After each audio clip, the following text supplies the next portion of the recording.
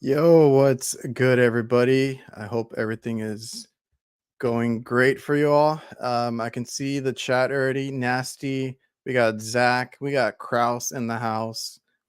I saw Steve, Jason, P, Just Work HVAC, Rudy, and a few others. Neil, Eddie. What's up, everybody? So today on the show, yes, Steve. Today on the show, we have the man behind everybody's favorite products, refrigeration technologies. Like Steve said, is the best. Prove me wrong. You got that right. So please welcome John Pastorello. How you doing, man? I'm doing great. Thanks for having me on. Well, I appreciate you for your, taking the time out of your schedule and being on my little podcast here. Oh, I love doing podcasts. Anytime I can get to talk to techs out in the field, that's a treat for me. Oh, that's awesome. You've been very innovative with the everything you guys do at Refrigeration Technologies. You guys have been around for a very long time now. Top notch, top quality products. A lot of the guys here love the product. Whether that's the cleaners, the wet rag, putty. I could name a whole bunch of them, and I was gonna say I could probably do an episode on each one uh, in itself, but we got you here today. We'll talk about as much as we can. Love to. How is it where you're at? The weather and all that. It started to get very cool to where we were looking at firing up the heaters, but then today really? it just broke out. Today it just broke out with mid-90s, and that's typical Southern California. We'll go into a cool, hot, all the way even through December. Yeah, definitely. I'm in Texas. We still deal with that 100-degree weather, and hopefully it's over soon. I want to get that fall and winter weather. We all need a break. Yeah. So for anybody who I don't know, is living under a rock, this, like I said, is John Pastorello. He is the man behind Refrigeration Technologies. But you have pretty interesting history and stuff that you did before. So, were you in the trades before you were, head of refrigeration technologies? Were you actually in the field? Oh yeah, yeah, yeah. I started out going to college because that is what you were supposed to do after you graduate from high school. And I was a biology chemistry major. And about my second year in college, I got a job at a lab. I'd go to college during the day, and I had a swing shift job from like 4 to midnight, and so I could earn some bucks and make a living. And that lab fell in hard times, and I was out of a job, so uh, I fell into air conditioning company that was really massive, and they were just starting to retrofit all these old houses with air conditioning. And I got on an installation crew. And once I got out in the open air and the sunshine and uh, working on air conditioning, installing, cutting in, adding on, um, I loved it, and the pay was a lot better than working in a lab. It's something they don't teach you in college. No. No. And so I eventually got my contractor's license, started my own business, did air conditioning, mostly refrigeration, for about 17 years. And then I got back into developing chemicals uh, for my own personal use, really. Hmm. And I hit on a bubble leak detector that all my tech buddies really liked, and they talked me into selling it. So that's how it all started. Yeah, that's really good advice on their part. Yeah, yeah, So, okay, so you were in the HVAC trade. I mean, hence it's in the name, refrigeration technologies, as yeah. anybody would guess. And I was just wondering, but I did hear you on some podcasts, and I thought it was really interesting that so you basically were a chemist first. You went through the whole college ordeal, and then you got into the trades to make more money because you weren't making ends meet, so to speak, on your previous endeavor. And then the two worlds kind of collide there because you're this chemist in HVAC, and you're out there trying to solve the problems that you face in the field, which that's the best way that or the best products we get are from those kinds of situations. So I know you mentioned the Big Blue. Was that your first product that you came up with? Yes, definitely. I had trouble finding leaks, Don't we all? and I'd run into these problems where we're talking about mid 70s. Electronic leak detectors were kind of flaky. Yeah. They'd sense a leak, but you don't know if it was a false reading or not. And so you go to try and pinpoint with bubbles, and the quality of the bubble solutions out there were terrible. And so I didn't know if the electronic was giving me a false reading or the bubble solution wasn't up to par. And I found out a little of both. Uh, More so, the bubble solutions were pretty bad. And so I set out to, I think with doing a little research in the library, I could come up with something that made better bubbles than what we were buying at the wholesale house. Hmm. Yeah, and even like you said, even nowadays, the technology with the whole electronic leak detectors, you can only trust them so much. And I like to have a visual, which is with my Big Blue bubbles, because once you get that visual, you can confirm it. You can show or see where it is exactly, and how bad it is, how small it is, because yeah, let me tell you from experience, I've had false readings from a leak detector that goes off or may go a little haywire at times. But if you put those bubbles on there, you know for sure where that leak is. And even if I have a good leak detector, I like to always confirm it with the Big Blue. And I always tell people you're going to need both. They go hand in hand nowadays. I mean, you might have big equipment where you need to narrow it down, and then once you narrow it down, you can get that Big Blue in there and find it fairly simple. You Um, learned how to use it. a lot of technicians out there still really don't know how to use it, and my advice would be to apply it as a solid flat liquid, not as Yeah. a spray foam. Solid flat liquid around all your joints or all your areas you suspect, and then wait, because large leaks are going to throw off bubbles immediately, but the Hmm. small, tiny leaks are going to build and build and build until you can visually see what I call foam cocoons, or clusters of tiny little bubbles that develop underneath threaded fittings and flare fittings Yeah. and things of that nature.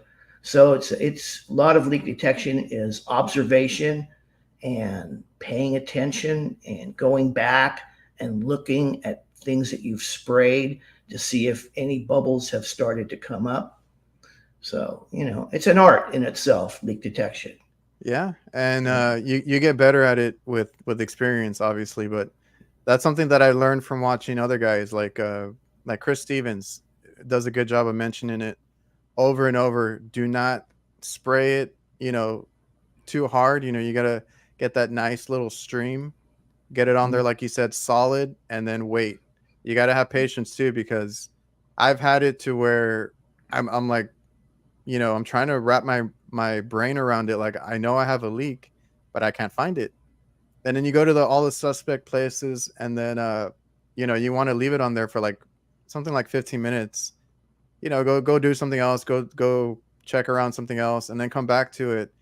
You're gonna see, like you said, those little foam areas, those little micro bubbles, because you're gonna pick up micro leaks with this. And I didn't believe it when I heard about it, and then I finally saw it, because I started getting a lot of these micro leaks and like evaporator coils and the U bends on the end. Like they don't shoot out refrigerant, but you're gonna have all these little micro leaks, these little pinholes that over time, they're gonna call you because it's low on charge. So I was really impressed with that part, but you gotta have patience. Patience to avoid the callback and the Exactly. pissed off customer. Why can't you fix it the first time? We've all had those discussions, those experiences, and you never want to have those again. Uh, yeah. So Big Blue is a must. I love that product. And you basically, like you said, you were looking for, well, you needed help finding your leaks. You didn't have any good products on the market, and what is it? The chemist in you just wants to go and uh, kind of make your own concoction and figure it out, or figure out a better product.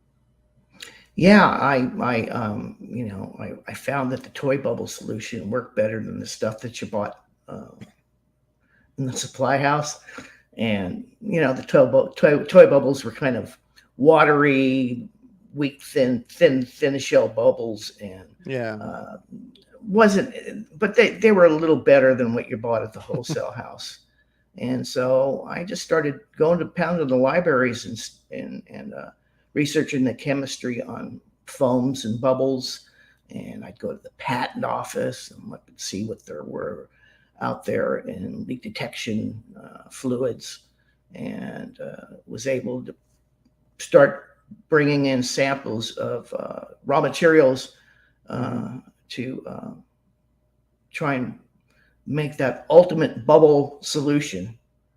Uh, and in fact, I have something special for you here. This What you got? is the first Big Blue. Let me see here. Is that like the first one you had on the market? Yes. Yeah. Ultra sensitive leak detector solution. Yeah. The smaller the leak, the bigger the bubble. Awesome. So, yeah, I got the name ultra sensitive off of a pack of condoms. So, you Is know, that is that what you called it at first? It wasn't refrigeration technologies? no, it wasn't. It was still refrigeration technologies, Oh, but okay. it was.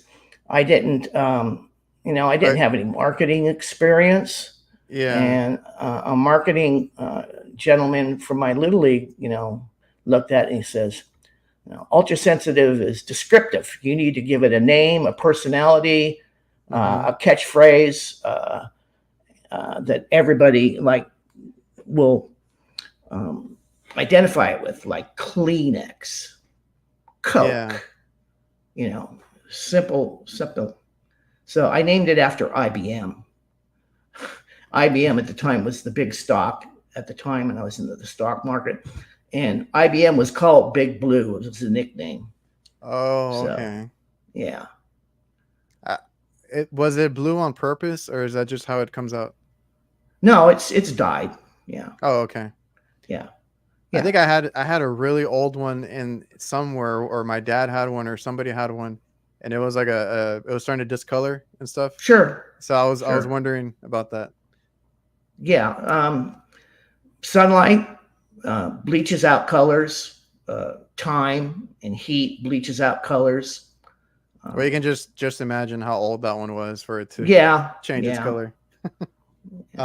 Which reminds me, I actually had seen or we had, or I kept the bottle actually. It was a retro. It was the old black label. I believe you already had the Viper on it, but I had it. I thought it was cool, and I was using it at work, and I would just refill it because I buy the gallon to refill the bottles, and then I was using it, and I left it behind at a restaurant one time, and I go back, and they're like, "Oh, we had to throw it away. I'm sorry." I'm like, "Dude, that was my retro bottle." I was so upset. And then I had seen another one on the shelf at our Johnstone, and I was like kind of kicking myself in the butt because I didn't buy it. But it was another retro one, but it had like a Superman logo, I believe. Oh yeah, that was our super blue. It was that's a low temperature. Oh, okay. Yeah, it's got a lot of glycol in it, and that's so it won't freeze overnight in your truck. It's not for finding leaks in freezers. You know, it's so it Oh, doesn't. okay. Is that Yeah. so? Was that what the Sub Zero one is now, or is it different? Yes. Yes, it's the same. Yeah. Yeah. So when I first came out with leak detector, we did an ASHRAE show, 1987, in Chicago, and the first questions contractors would ask me is, "Will it freeze overnight in the truck?" And I just, being from California, well, yeah, Yeah. you know, it will. And they say, "Well, we can't use it." And I go, "What's the problem with like thawing it out and using it?" No, they don't want it to freeze. So I came out with, I had Big Blue, and then about a year later, I was able to work in enough antifreeze, propylene glycol food grade, so it wouldn't freeze overnight in the trucks. And still, I, for the cost effectiveness, you buy the regular Big Blue and use that, Yeah. unless you don't want it to freeze overnight in the truck. And some Well, people, that. that's all they buy is the Sub Zero. Oh, really? Well, I Yeah, mean, it's there if you need it, I guess. But yeah, so, Super Blue is essentially Sub Zero. yeah. We changed the name under when we did a rebranding. Yeah, I got you. Yeah, Uh, and then you made the comment. It's not for freezers, right? It's because yeah. I People kind of think I kind it's, of yeah, yeah, I kind of thought the same thing when I saw it. yeah, yeah. If you're looking for leaks in a freezer, you should bring up your temp pressures, bring up your temperatures, even maybe Yeah, throw in the coil into defrost to bring up the temperatures so you get some pressure on there to bring up a leak. And then you can use a regular water-based leak detector. yeah. I'll be honest. I was guilty of taking that Sub Zero in the freezer and trying it out. Okay, that's why But you have me on, so you know all the real story. sometimes sometimes we need to know, like, from the people that make the products, like how do we use your product? Uh, Yeah. Well, there's everything. directions, but no, we all read directions, right? I should have read them before the show. Thanks. uh, okay, so yeah, I was just gonna ask you about the Sub Zero one because that one, I guess, it's a unique product if you need it in an area where like your truck stock would freeze over or something. Exactly. Gotcha. So what about, I wanted to talk about a little bit about Nylog as well, because I feel like there's always like a new use for it that techs find, and I'm not sure, like, when you brought it to market, what was it specifically for? Because I've heard you say that I think what you intended it for is like different from what people are using it for now. No, but people have found different ways to use it. Okay. So I never thought of it as coating. If you're pulling deep vacuums, to coat the O-rings on the end of the hoses Hmm. to make a positive seal for pulling vacuums. Something I never thought of. But the people that use Nylog know why they use it and have found their own creative ways of where to use it and how to use it. Is it and it is a sealant, but is it okay to put on threads? Because some people have their own thing, like where they shouldn't use it here or they should use it there. How would you recommend using Nylog? Um, Basically, I was taught refrigeration, and I was told that you should never put on anything on a gasket or a thread other than oil. Right. So, in other words, nylog is an oil, and anywhere you would put oil, Hmm. gaskets, threads, is where you want to use it. It is basically an assembly lubricant. It's not a glue, of course, you know that. Yeah. And which was one of the unique aspects of it, because if it gets into the system, and it will get into the system, just from screwing the joints together and a little bit gets into the system, it's Sure. just going to be part of the oil phase. So there's no damage to the system. There's nothing going to clog up because I know we put them on like flares and threads here and there, and like you said, eventually some of it's going to get through. Yeah. Let me give a little science behind sealants, thread sealants. Okay. Um, Thread sealants are specific to trades and specific to applications. If you're working on hydraulic systems, there are specific sealants, thread sealants, for using only on hydraulic systems. That's because if it gets into the system, it can disrupt the master cylinder, etc. Hydraulic systems is one. Pneumatics is another. Air systems. Um, People who work on air brakes on big rig trucks Hmm. have a specific thread sealant they use for air brakes. And you wouldn't want to use anything other than that, because you can cause a brake system to go out on a big rig. And then you have get into some exotic stuff like nuclear grade thread sealant, which is basically used at nuclear power plants. And it's a thread sealant that can tolerate super high steam temperatures, and it's not affected by radiation. And those sealants are usually made out of graphite. Hmm. And then you have our trade. And we never really had a sealant that was specific for our trade. What we did was we borrowed products from the plumbing industry that they use for Yes. gas and for water, and maybe even some automotive sealants. That's what we did until 9/11. So I Hmm. wanted to develop a specific, trade specific sealant that only to use on our types of systems we work. Yeah, and I don't think a lot of people understand that like you said, it's oil. It's like POE oil. So it can be safely used, and like you said, it's specific to our trade because that's what we deal with. Because I worked with my dad, and my dad does uh like the hot side. So he does like cooking equipment. He deals with a lot of gas fittings. So to him, like when I was with him, it's always, grab the pipe dough, grab the Loctite. Um, and like when I started in the HVAC trade, I was like, what do we have, that's for us? So for us, it would be Nylog. Um, and I've seen the other ones. I've seen like the blue ones that are I think it's Loctite as well, or leak seal. I don't know what they call it, but a lot of people would put them on the caps for the service ports, and those would harden, and it would be such a pain to get those off. You need like channel locks and everything to pry them off because they would harden. But Nylog is it never hardens. It's like it's an oil. It's just a thicker kind, right?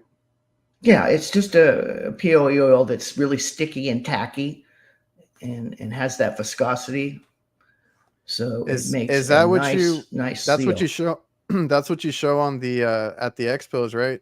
That Yeah, we have machine. a little wheel that goes around, and uh, yeah, We were pretty amazed with that because me and my brother went out to the AHR Expo, and we just stood there and we're watching it for a while. yeah. People like to put their hands in it too, I so we saw that. carry our wipes alongside. So Well, that's good. That's good marketing too for you guys. It's like, well, yeah, check out. it's one of those displays. They walk by and they go, it's a Yeah, W2F, the WTF. What the fuck is that? And it draws people in, and then you give them the pitch, and of course, with trade shows, you got to improve the booth traffic, and that's always going to be found on one of our corners. and then right there with the wipes, you can clean your hand. And I have the wipes too. Those things are great, and they're not water. Are they water? They're not water based, right?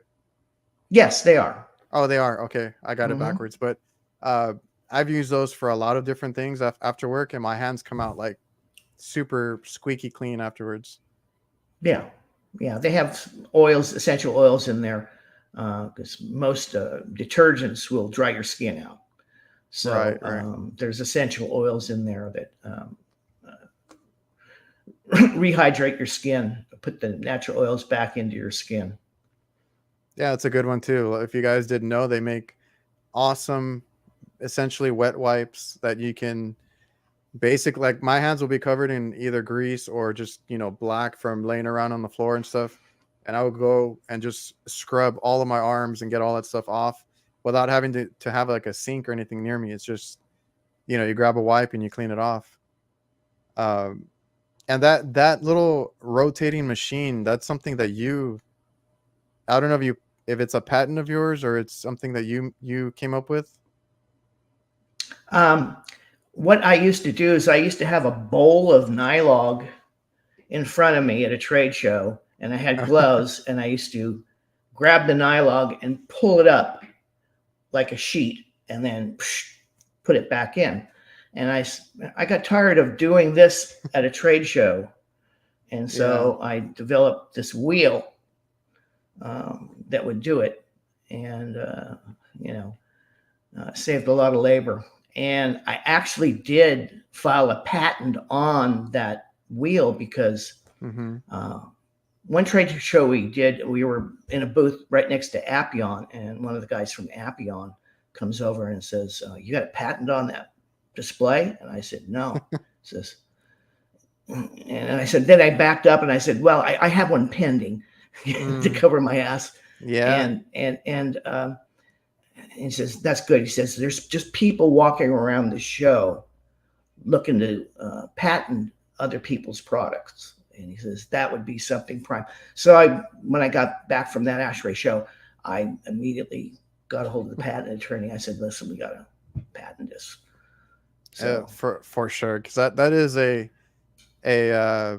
something you want when you're walking around. It catches your eye, and like I said, we stood in front of it for a little bit because we're just like in awe of it, and it's a really cool display, and it attracts people. So you out there solving more problems. You didn't want to be dipping your hands in the nylog, so you made your own little contraption over there. yeah, Okay, so yeah, I think somebody mentioned nylog white. That's yes, the other one that you is that one newer? yes, it is. It Because that is. yeah, oh yeah, that one just came out a while Yeah, back. that's not for refrigeration systems. Yeah. Okay, it's got Teflon in it. It's got silicone, things you don't want inside of a refrigeration system. And that's basically for air, water, gas, and glycol. And we Yeah, have Jay. problems. We have problems here with glycol leaks when we pump. And I was using silicone grease, and that was working pretty good. And just light bulb went off, and I said, "Well, you know what? Why don't we build something around silicone oil and silicone grease, actually?" and we fortified it with Teflon and sent it out and had a lot of helium leak rates done on it, leak testing done on it, and turned out fantastic. And it's an up and coming product. And we're just talking gasket and thread sealant, so it's not like it's really a wow product. Wow, it's not like a leak detector. Wow, oh, gasket thread sealant, who cares? But Nylog took 15, 20 years before it really became popular. So Right. usually a And product takes about 5 years to gain a footing, and there's a lot of other similar products out there. So we just sure. thought we would add it to the line. Sure, and it's going to be up to par with the other refrigeration technologies as far as like quality and all that, which is why I Yeah, it's sticky and tend it's gooey. which is why I tend to reach for the refrigeration technologies. And if my supply house, for some reason, doesn't have it because they're kind of iffy on the things that they carry, I'll go to True Tech Tools and order myself, a whole batch of stuff. Jason here mentioned that he uses a Nylog White for the for glycol systems.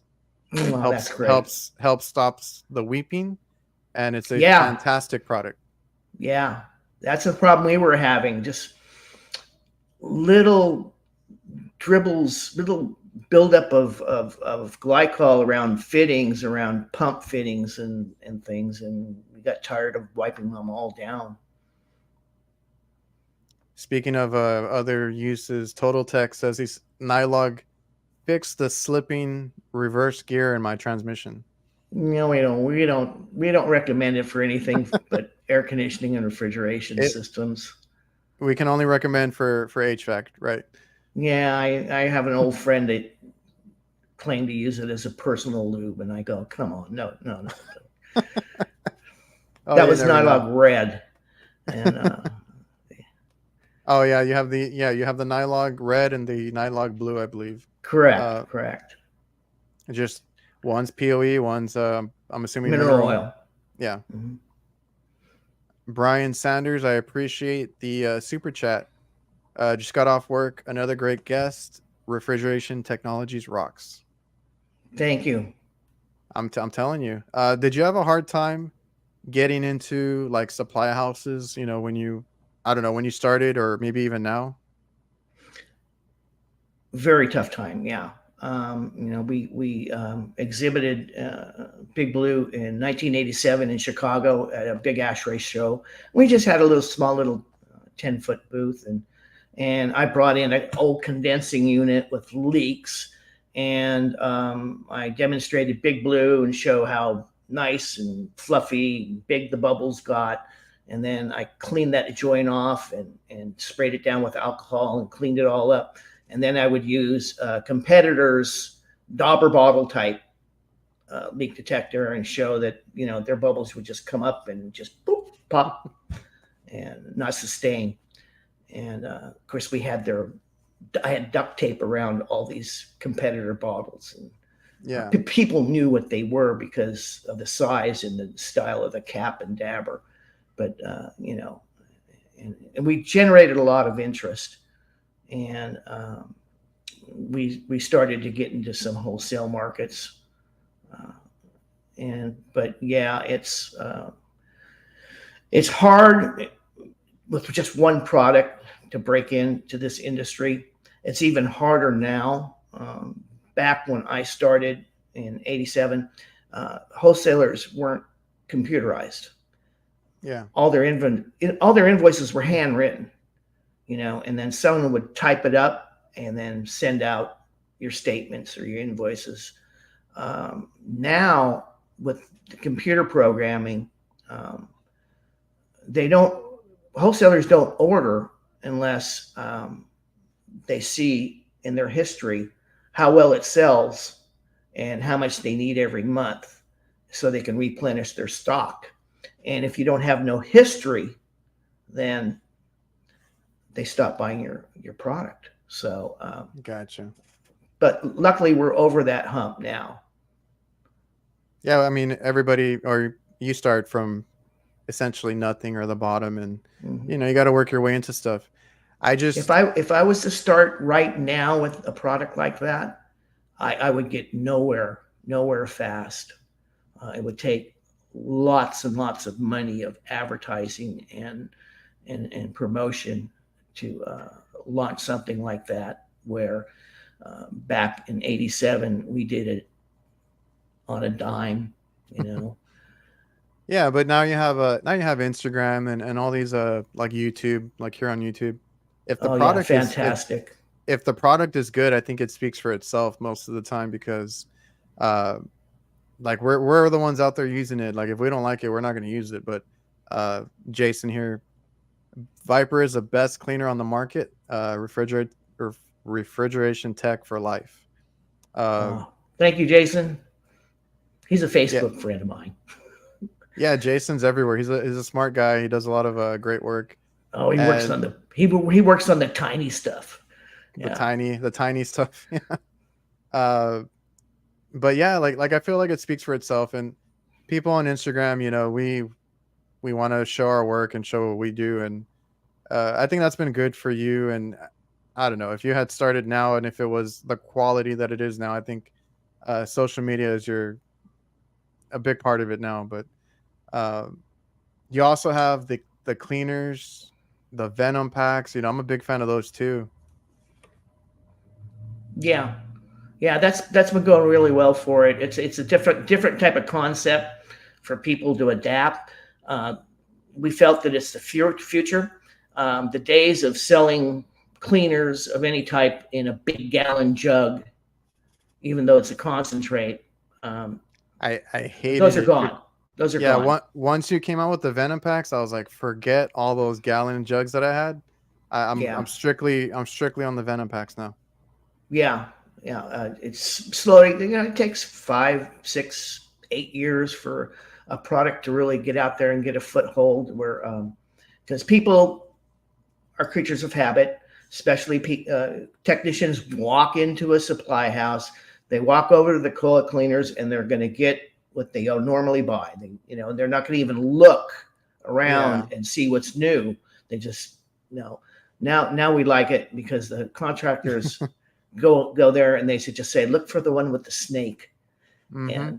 And branding has rebranding really has helped promote our products, give it more visibility, give it more of an identity.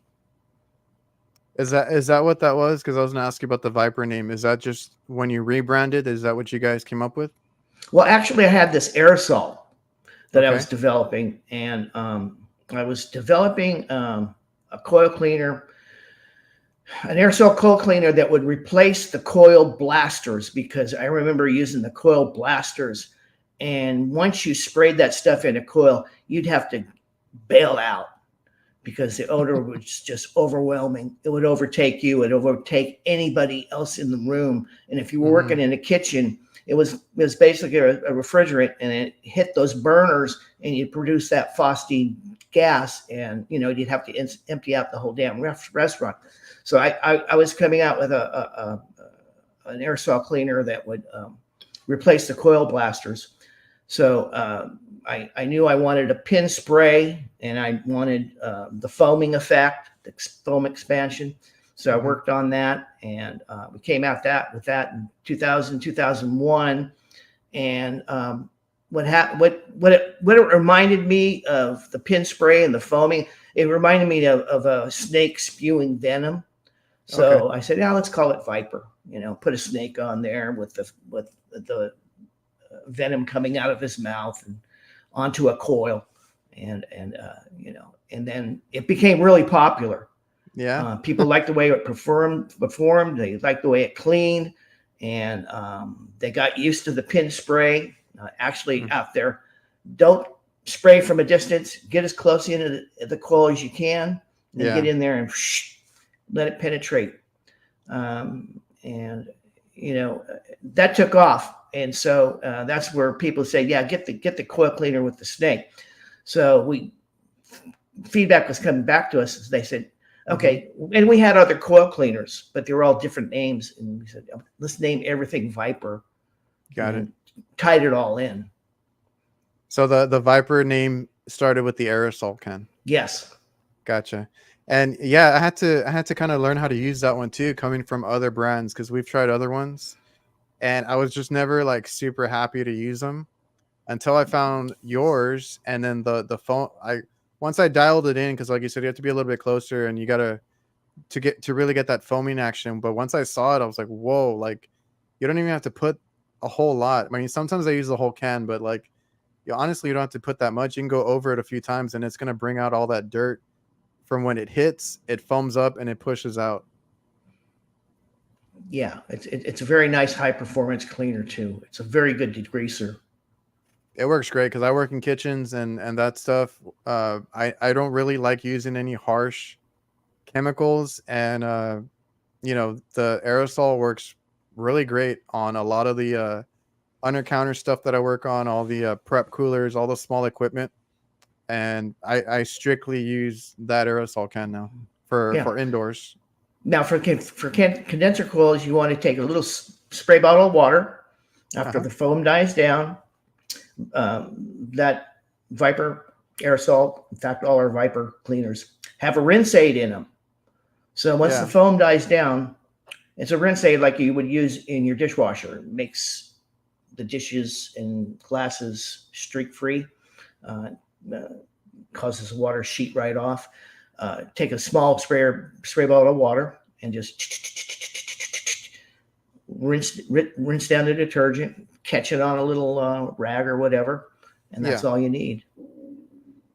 Yeah. I tend to because on like you said on the condenser, I tend to spray it for all these small equipment, and I'll give it a rinse off. But if you're using it on something like an evaporator coil, that should be self rinsing.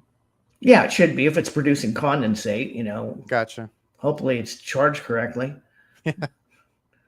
uh, yeah, and here Jason, when he was at his local Johnstone, they didn't have your products. He said that he mentioned it to them. They bought into it, and then now it's their best selling brand in their store. Yeah, he ought That's to the way get a to go. kickback on that. That's Yeah. what I try to do that at mine too, but my local Johnstone does carry a lot of your stuff, not everything. Sometimes I'm like, hey, can you bring this in? Can you bring that in? I'm trying to do that for other brands that I like as well.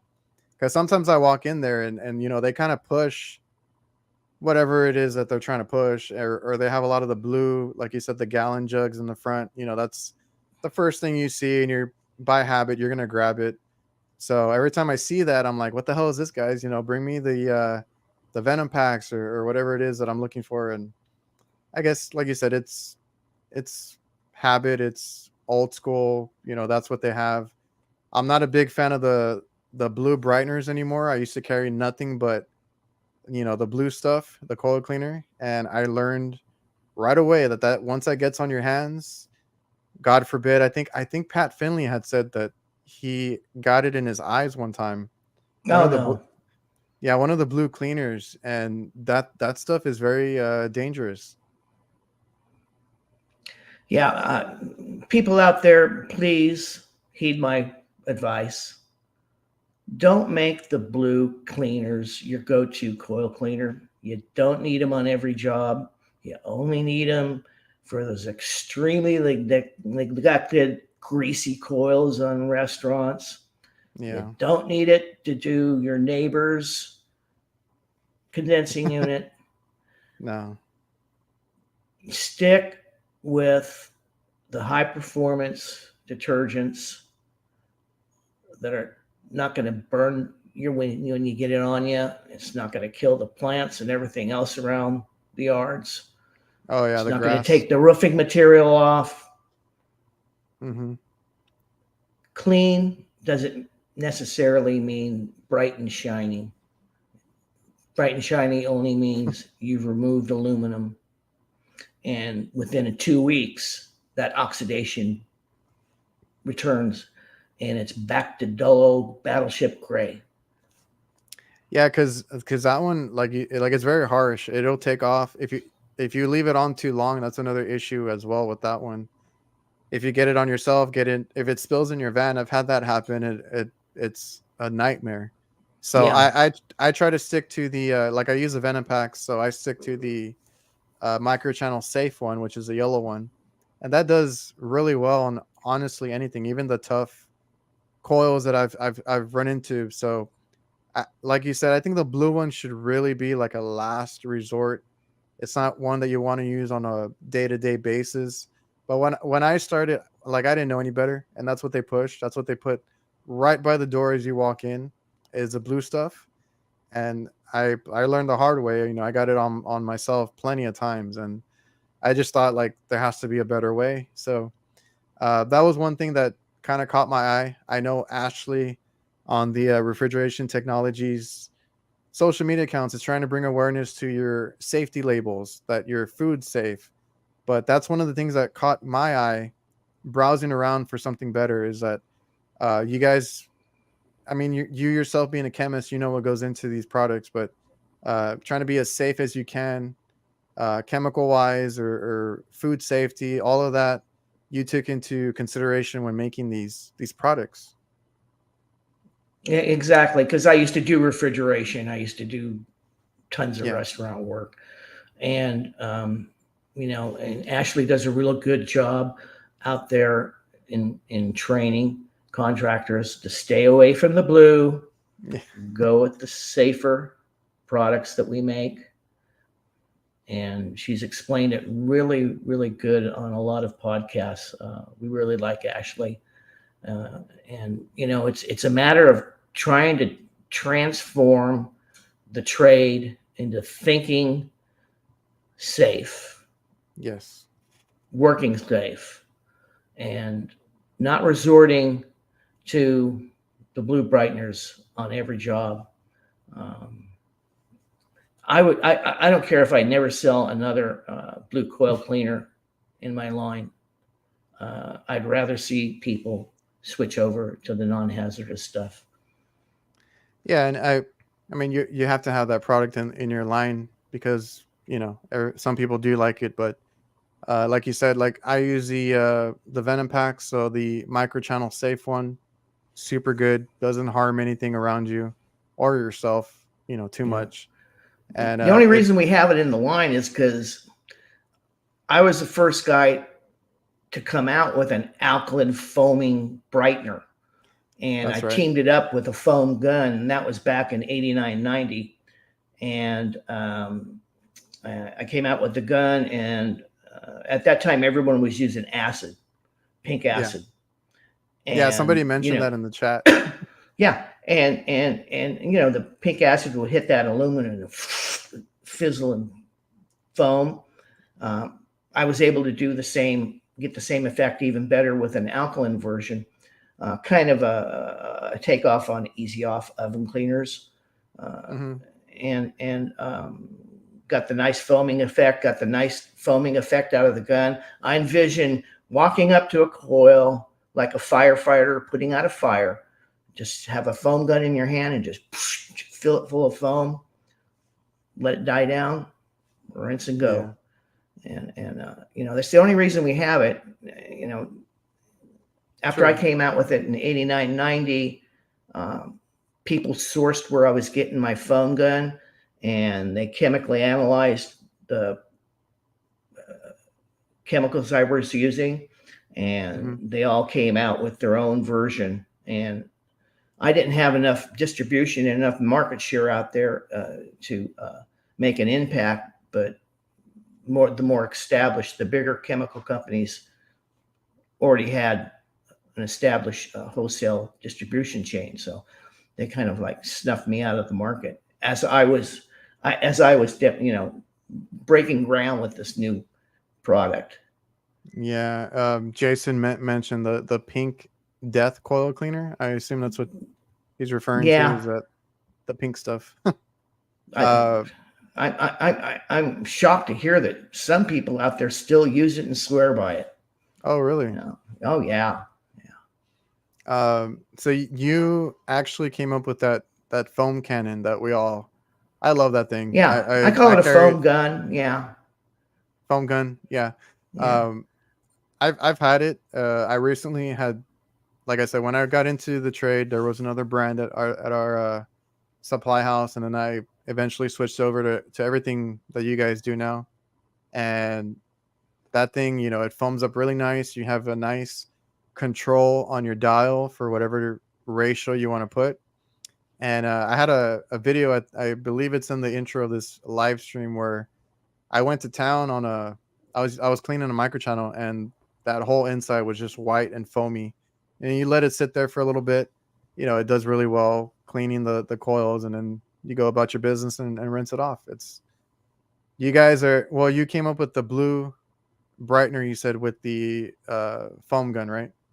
Yeah, it wasn't blue at the time. It was actually in a solid white bottle, Oh, okay. and yeah, and it goes way, way back.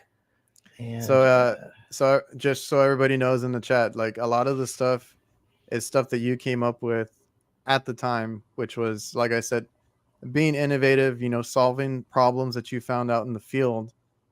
And then what happens with anything that is popular, it's often imitated. So yes, just so you know, this is the original, basically everything. yeah, that's why all leak detectors are blue, and they come in a spray bottle now instead of a little dabber bottle. I know. I have one of your the dabber ones, but it's just in case I can't get it with the spray bottle or something. I really don't like using those. That's what I had I too don't when like I filling them. started. Yeah, and that's what I had when I started too, and I was like, I don't know about this. And then, obviously you go about, looking in the store, finding different brands, and then, finally settled on yours because of the whole micro leaks that I was running into, and I finally figured out that if I leave it there long enough, it'll show me all that. So, It'll you do know, it. Yeah, I didn't come out with the dabber till about 15, 20 years later, because um, people would come up to us and say, well, why don't you put it in a dabber bottle? And people would tell me that they were buying Big Blue in gallons and emptying out a dabber bottle and filling it with Big Blue. And I said, okay, okay. And I asked them why. He says, well, it fits in the tool bag and they can carry it around in their pocket. Okay, not the big spray ball. So, okay, we came out with the dabber style, and I added a little telescopic dauber to it to make it yeah, give it a little that's a nice uniqueness. touch. That's a nice touch. The Yeah. telescopic end that you have on there, but I have There's it a just joke that goes along with that, but I'll spare you the joke. if you want, you can go for it. Just... um, but I have it just in case. There are some areas I might not be able to spray a good or get a good spray on there, so I have it just in case. It's there in my truck, but I do I did buy like a smaller bottle, and that's what I fill up and I put in my. I have a torch kit that holds my torches when I'm brazing and all that, and when I'm done, I do a pressure test to check for leaks. I don't carry the big blue container itself. I fill up a miniature one that I found that does a pretty good job of doing the stream also, and I put Yeah, that in my tool bag.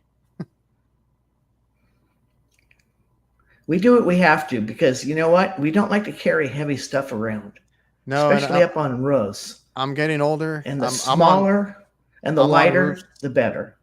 Yes, exactly.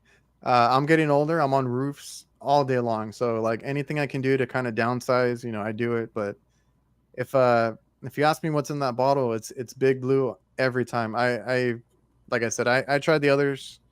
Doesn't do the micro leak detection as well. Uh I've had the other aerosols that have that fragrance to them. I mean, I guess it's nice for some people, but I didn't really care for it. Do It you didn't know what? foam up as much. Do you know why they put fragrance in there? It's to cover up the nasty smell of the chemicals that are inside it. So So without it's not a pleasant smell. no, it'll drive you out of the room.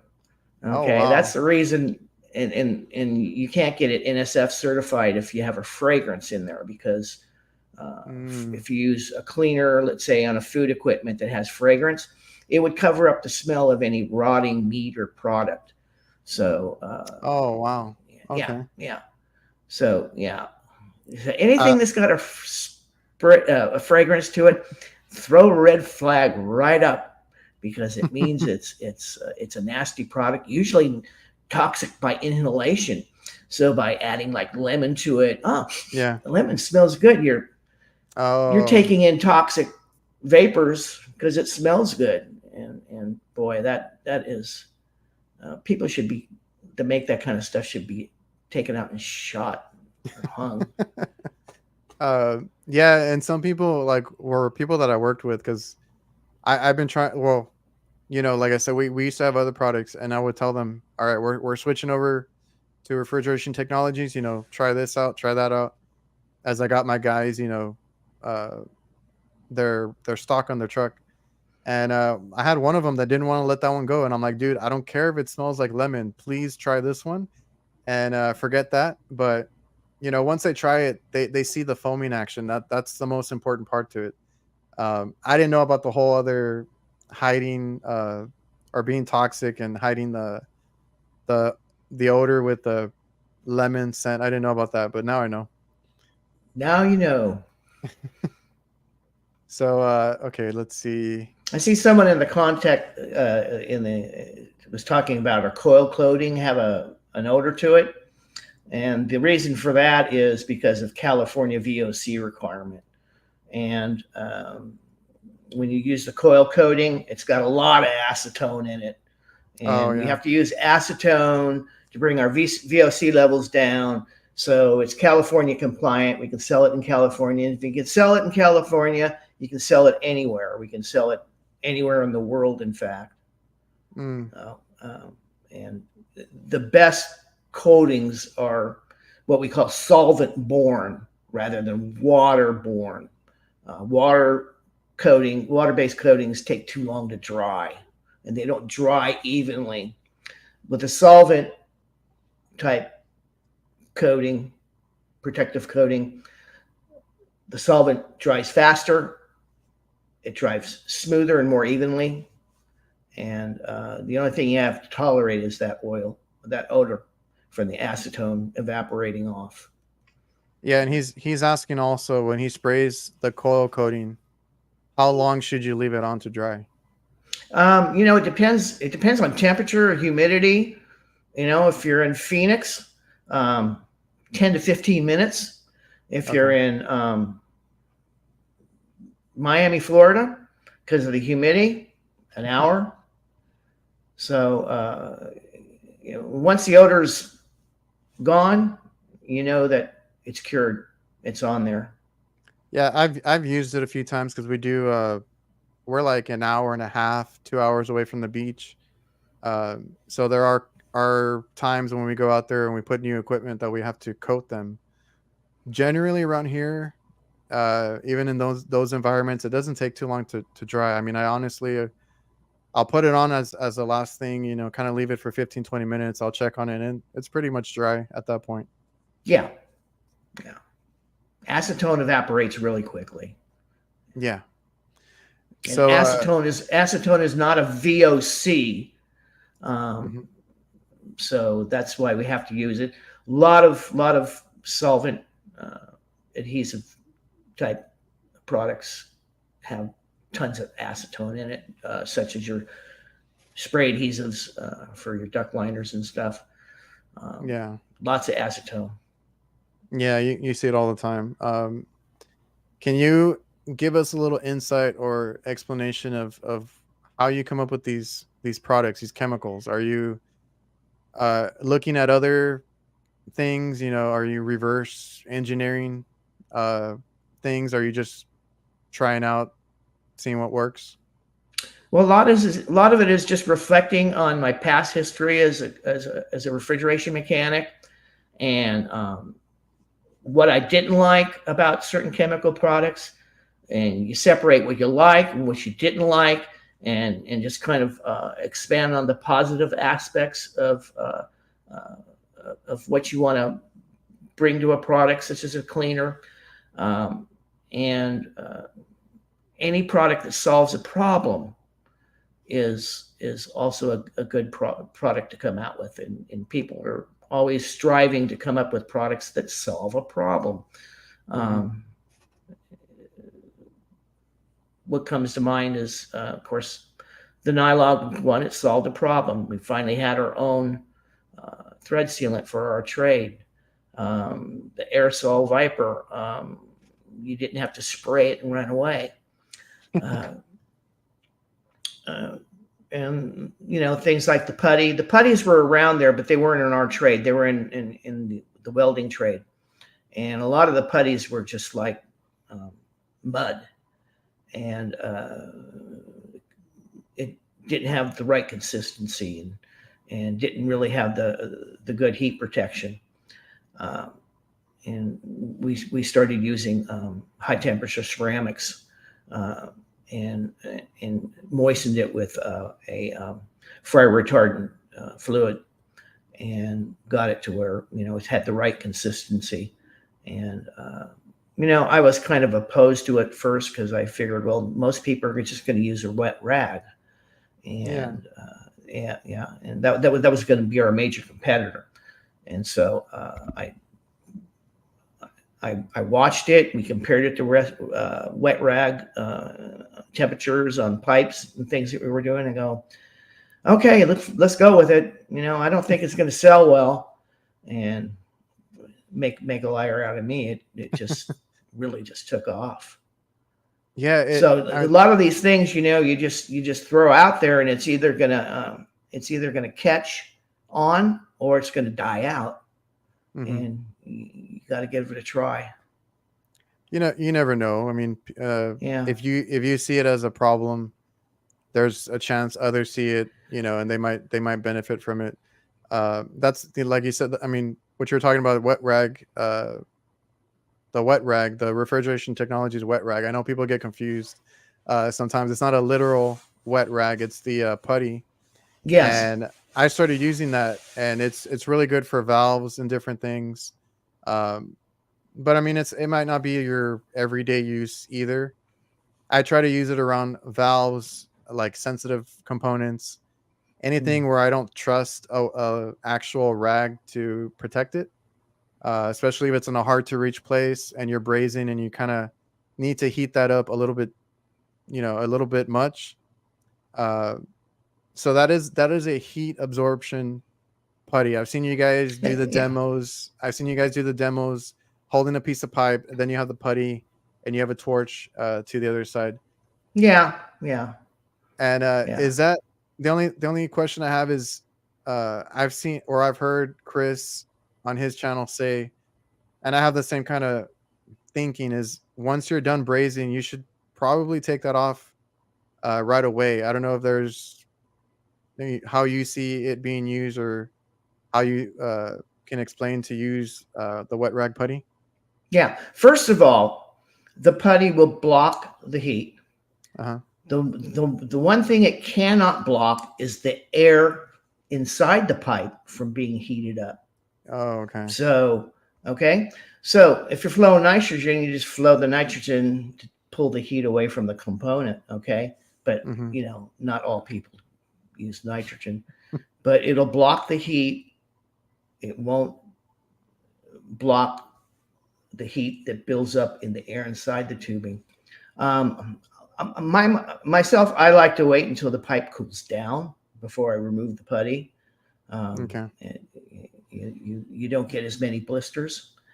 So Yeah. Uh, and with the heat putty, I have to credit my son for really pushing this product, and going out in the field and finding it, uh, and he's the one that was really really high on it, and I was kind of like on the I don't know if it's going to sell or not, but he proved me wrong. So my son Mike was the one that really turned turned it into a gold mine.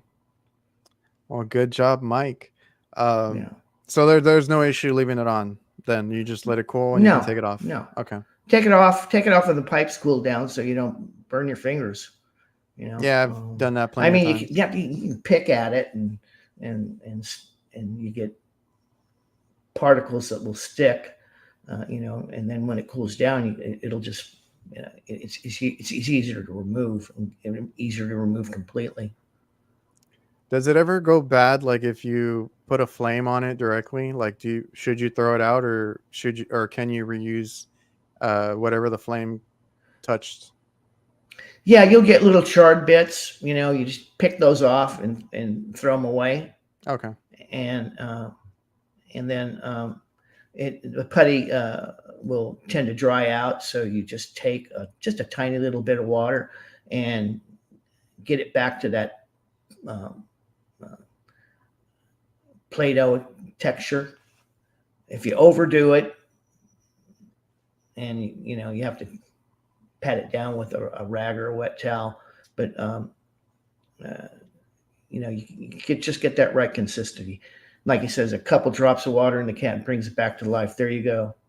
Now it's a blue coloration, and it's a light blue coloration, and when that blue coloration turns completely white, it's lost all its uh, properties. Really, it's the fire retardant material liquid in Mm. there is completely depleted.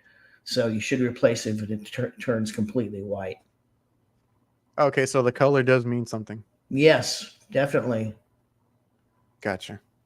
Um, so and we were talking about, like, your the chemicals and the products that you come up with.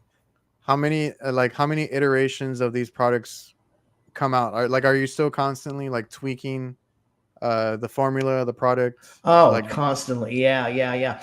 So, I subscribe to a lot of chemical journals and on groups on the internet and YouTube where chemists go back and forth, and there's a lot of new ideas being thrown around, formulations being thrown around, and I learn a lot of my chemistry right there, and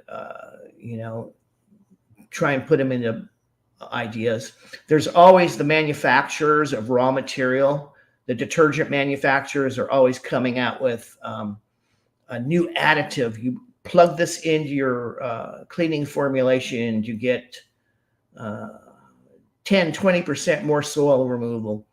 And so I'm constantly getting samples in and plugging in additives, performance enhancing additives, to see if it makes the cleaner actually work better. And mm, usually 99 of 100 of them, they fail. It's just all hype. And but we have to go through the motions. sure. Uh, Let me see. Jason had a question. Do you have to deal with the EPA, or do they ever monitor you? They leave us alone now. They used to get after us in the beginning because we had a lot of different aerosol products, and they were really anal about aerosols. And they come into the warehouse, and I said, "Listen, this is all VOC free, and VOC compliant, and and they go, oh well, we're gonna take samples, we're gonna have it analyzed and let you know." And they came in one time, and they haven't been back since. And Oh, it's not really? really EPA here in California. It's called CARB, California Air Bureau, and they're always constantly hassling other people, but they don't bother me anymore. Well, that's good. Yeah. Uh, yeah, and then I guess EPA showed up in my chat. I don't know what that's about. Um, so you mentioned Mike, your son. So he helps Yes. you. Does he help you with some of the products then? Oh, definitely, definitely. Yeah, he's pioneering. Um, the heat shield, the heat blanket. He pioneered that Yes. on his own. Yeah, yeah. He came up with some new material, some new heat resisting, flame resistant materials, and worked on that. And then again, I was kind of like, okay, well, another heat blocking product, but there is a need for it. Maybe Yeah. didn't know if it was a small need or a large need for something like that, and turns out I was wrong again. It's starting to get really popular, and you need to think about that. It holds water, so you can really get it can really tolerate a lot of heat if it can hold water. You got that extra flame resistance. Yeah, well, I messaged the Instagram. I didn't know who ran it, and it's I guess it's Mike, and he's like, "Oh, this is Mike," and Yes, then he wanted to send something out, so I was like, "Let me try that new blanket that you guys have because that one looked really interesting." Because I have had others, and I have burned holes through them, and I can't even use them anymore.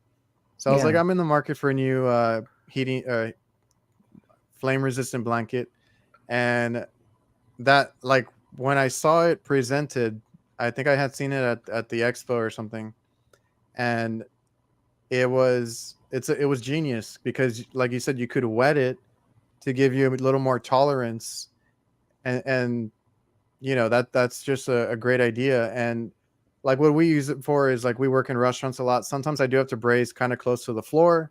I'll lay it down there. A lot of residential guys will use it on the cabinets of the furnace inside when they're braising the line set in there. And also outside, I work in a lot of dry grass, a dry, humid area here, and just put it down so I don't start a fire or anything. yeah.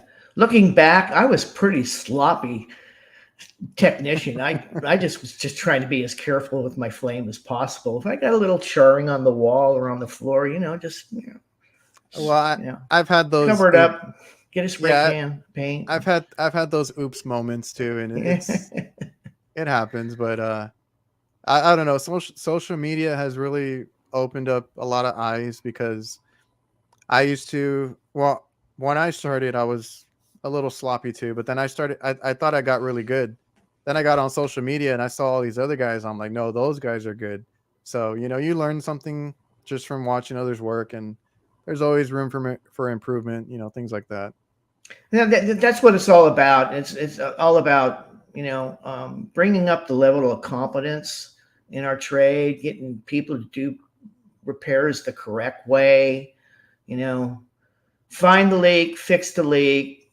Don't put a can of stop leak in there, which I call compressor killer, into your systems, or don't sell it to your customers. Just, just do proper things out there. Um, That there's a right way and a wrong way to do things out there, and it's all I about think getting. YouTube's a big help. I was watching a guy I subscribed to on the internet, and he Mhm. was out doing a repair and came into got to a customer, and he was low on charge. So he goes to the customer and says, "All right, a leak search is going to cost you this much. New equipment's going to cost you this much, but I got to put a can of this in there, and it'll either work or it won't stop your leak." And it was like, oh no. And he Yeah. sold the customer on the leak stop, and I went to his channel and I hit the unsubscribe button right away. Yeah, and I've been there when I get into the trade. Like I didn't have a lot of good people to, or that I was working with, here and there. But I saw the leak stop. I tried it like once or twice, and I was like, this thing doesn't even work. So I just like chucked it. That was Oh, actually going to be. we've completely analyzed all the stuff, because that's Yeah, one of my jobs is to, if a new product comes out and if it's any good, we want it in our line. We want to be able to sell it too, our version, yeah, and maybe we can even make improvements on it. But as far as the stop leaks, the acid neutralizers, no, no.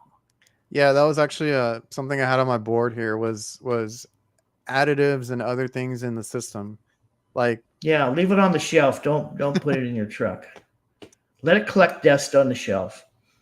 Yeah, I've so been. you take or you kind of look into the like some of the products, and you'll look at what goes into them, and kind of Oh I yeah, guess could do a pick complete pick. analysis on them. Yeah, Yeah. yeah. I can tell by what's inside what it's going to do in a system.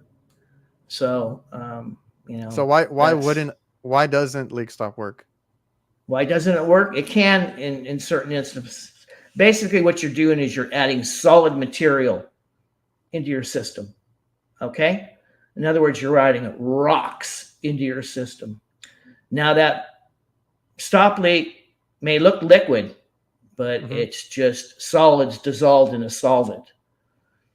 When you put it Okay. into the system, it becomes incompatible with the refrigerant and the oil, and it falls out. It forms a precipitate, solids.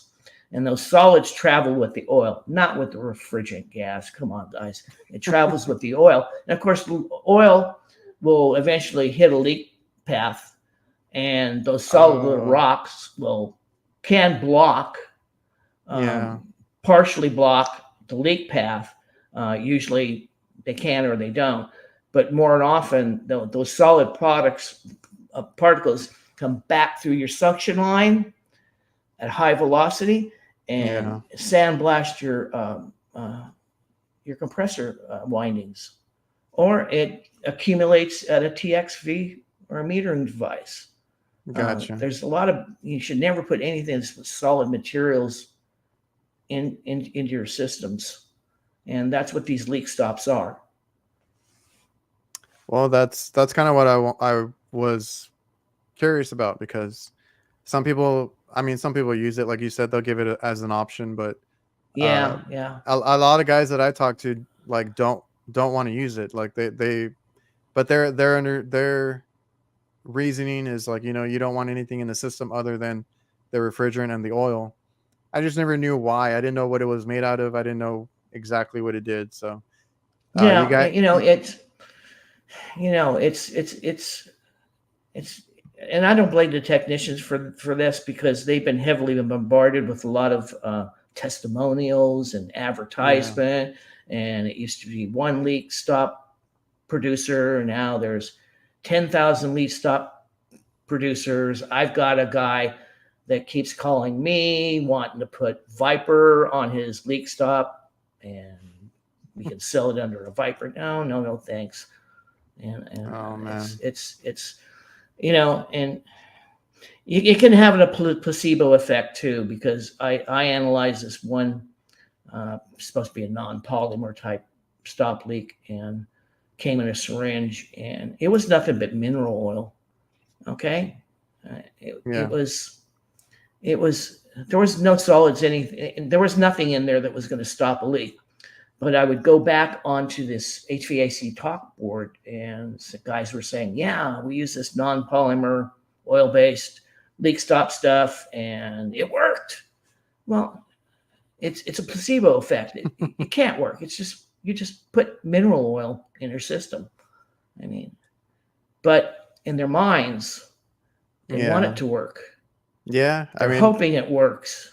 there's times And that I desperately wanted that to work. Like when I started, yeah, I tried it a couple times and I'm like, it just doesn't work. yeah.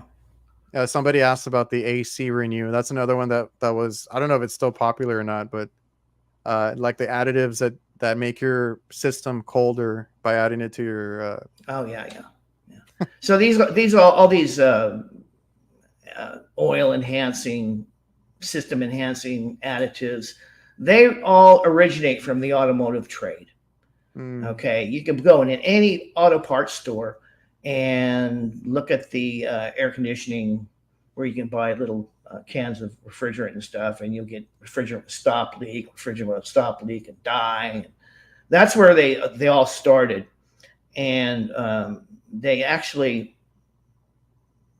the OEMs, car manufacturers, came out and said, "Listen, you use any of that stuff in any of our air conditioners, it's going to totally void the warranty. In fact, if you use any of that stuff in our systems, our air conditioning systems, there's no cure but to completely replace every entire component in the car that's part of the air dang. conditioning system, everything. Because really, once you put it in a system, how are you going to get it out? It's there Yeah. forever." Yeah, Okay, that's true. so a lot of these oil enhancers, um,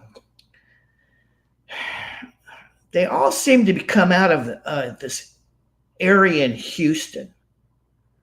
Uh-oh. and they private label it out to other companies.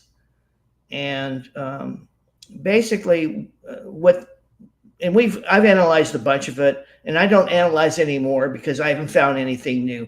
The claims are the same, the references are the same, the charts and the graphs, they're still the same. Mm-hmm. And but chemically wise, what they do is they put a foaming agent in with some oil, and you inject this miracle oil additive into your system, and it causes the oil to foam. Okay, well, Mm. that foam climbs up the sides of your compressor and it acts as a sound barrier. So immediately you notice that your compressor is quieter. Yeah. Gee, wow, this stuff really works. Yeah, it's like pulling a rabbit out of a hat. Come on. Um, so, and some OEMs say, well, foam really isn't detrimental to the system, but uh, it's trickery, pretty much. Yeah. They claim it returns oil back from your evaporator. Well, the way you return oil back from your evaporator is to put a solvent into your system. The solvent will knock the viscosity of the oil down. The oil will lose viscosity in the evaporator and return back to your compressor. And of course, losing oil viscosity, it's not a good thing.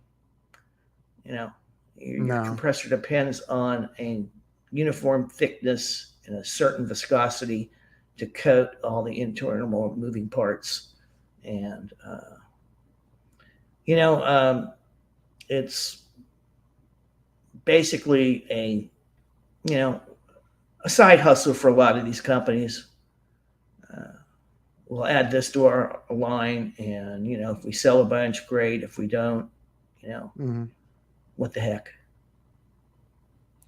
Yeah, and just to kind of close on that additive thing, it's like the system was designed a certain way. They're not meant to have all these different products being dumped in. So that's how I kind of see it, and just do it right. Yeah, yeah, yeah. And if it was good, if it actually worked, it would already be in your system when you bought the product Yeah, it's right because out of the box. everybody's looking for that miracle when you really need Everyone's to. looking for efficiency. These OEMs are looking. They're fighting over trying to find ways to get more efficiency out of a system. Oh yeah. Lower amp draw, lower head pressure, quieter running compressor. Sure. All right, John. So I've had you here for over an hour. I don't want to keep you too long. Uh, Let me just close that out with a couple of questions. How many people know your formulas? Are you very open about that with anybody, or is that all just locked away with you? Oh, uh, I mean, there are no secrets in chemistry because Oh, you can okay. take anything and send it to a lab and have it completely analyzed down to the parts per billion. Gotcha. So anything can be analyzed. How do I know that? Because I do it to competitors' products. I'll get competitors' products in there. If I think it's worth anything, I'll go out and have it analyzed and look at what's inside of it. And usually it's nothing earth shattering. And usually it's really old fashioned chemistry. Um, and, so nothing is a secret in this trade. No. And you have plenty of patents out there, right?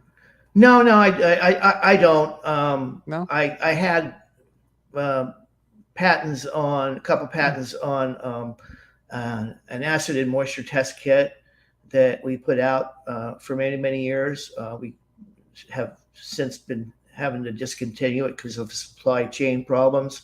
Um, I think and somebody mentioned that they loved that product and they kind of wish you brought it back. yeah, we just after COVID, we lost a lot of raw material sourcing on that, and it was just becoming a nightmare. Uh, and we just had to After Okay. many years, I had a lot of hours in developing that product and perfecting it, and it was kind of tore my heart out. But I said, okay, let's let it go. But most of my patents have all expired, and I usually don't patent any chemical formulations because that just gives the next guy, that my competitor, a blueprint to build off of. So Oh. yeah, yeah. If they want to know what's in one of my products, then let them uh, plop down 20, 30 grand to go have it analyzed. So Oh, okay. I see what you mean. Because yeah, I'm not going to let them look it up on the internet and get it off a patent. yeah, I guess I was kind of like what I was trying to ask was like, is it worth patenting, or you rather them go through the hoops to try and get it analyzed and all that? Yeah, yeah. Gotcha. And no one's done it. No, I Nylog. mean, Nylog's been around since 1993. You'd think there'd be clones out there. I heard of one. There was one in Germany, but we got it, and it was just blue goo. And then there was supposed to be one in Japan, because we sell a lot of uh, Nylog for the flare fittings of everything's in Japan as mini splits, and yeah. all throughout Asia, and we sell a lot of Nylog in Asia, and there was supposedly a competitor, but it was just a bottle of POE oil. They didn't know how to build any viscosity or anything to it. Mm. Bottle of POE oil, a little bottle of POE oil, it'll work.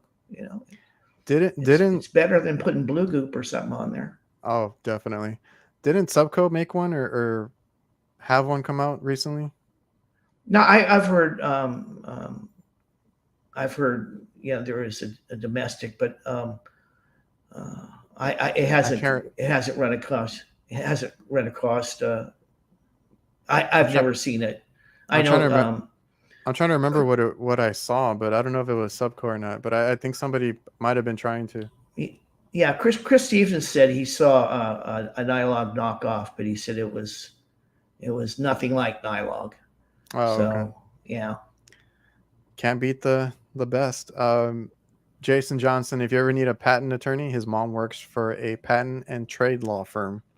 Yeah, I have a firm that we use locally here, and they've defended me in several trademark disputes, and we've Like we've latched on to them. people coming after you Yeah, yeah. for what kind of infringements? Um, Calgon came after us for using the color blue in a coil cleaner. Oh, okay. Yeah, and uh,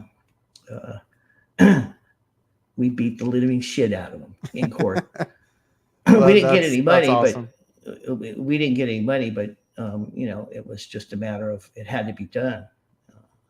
Oh They were yeah. trying to rule the planet with blue coil cleaner, Yep. and said that we own the trademark for blue coil cleaner, so none of you guys can make blue coil cleaner, and if you do,